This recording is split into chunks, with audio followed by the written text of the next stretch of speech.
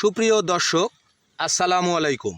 আমরা এখন অবস্থান করছি যশোর জেলার চৌগাছা উপজেলার পোড়াহুদা গ্রামের একটি করলার জমিতে।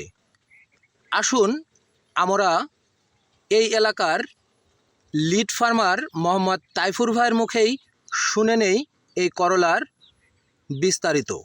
আসসালামু আলাইকুম ভাই। ওয়ালাইকুম আসসালাম ওয়া রাহমাতুল্লাহি ওয়া বারাকাতুহু। ভাই, আমরা এখন একটা করলার জমিতে অবস্থান করছি। এই করলার জাতের নাম কি ভাই?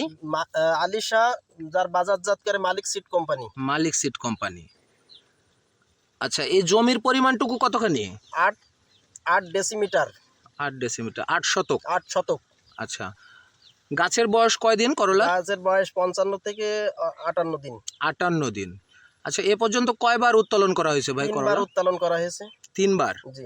3 বারে কত কেজি বিক্রি করছেন? তাতে 400 কেজি বিক্রি করা হয়েছে।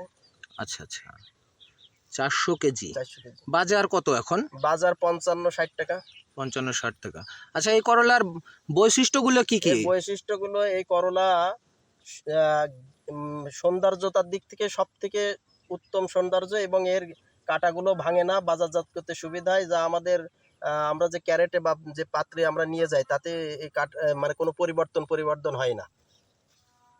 আচ্ছা, এটার ফলনটা কেমন মনে হচ্ছে আপনার? ফলনটা ব্যাপক ফলন আমি বোঝাতে পারবো না, আপনারাই তো দেখতে পাচ্ছেন যে পরিমাণ ধরে রয়েছে, আপনারাই দেখছেন, মানে ফলন অত্যাধিক বেশি, যা অন্যান্য জাতের থেকে এটা আমরা অনেক উন্নত এবং অনেক বেশি ফলন এবং বেশি লাভবান হব বলে আমি আশা করি।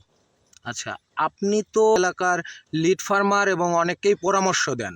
জি। তো এই এলাকার কৃষকদের জন্য, যারা করলা চাষ করতে চাইবে, তাদের জন্য আপনার পরামর্শ কি এখন? আমার পরামর্শ যে আমরা যেহেতু কৃষি থেকে আমরা উপকৃত হতে চাই, আমাদের অর্থনৈতিক উপার্জন করতে চাই, সেই ক্ষেত্রে আমি সকলকে যে পরামর্শটা দেবো সেটা হচ্ছে এই যে আমরা মালিক সিড কোম্পানির যে জাতগুলো আছে, সব জাতগুলোই এক্সিলেন্ট জাত। তার মধ্যে লেটেস্ট ভ্যারাইটিস আপনার আলিশা, এইটা খুবই উন্নত মানের, যা কৃষক ভাইরা উপকৃত হবে এবং লাভবান হবে বেশি বলে আমি আশাবাদী।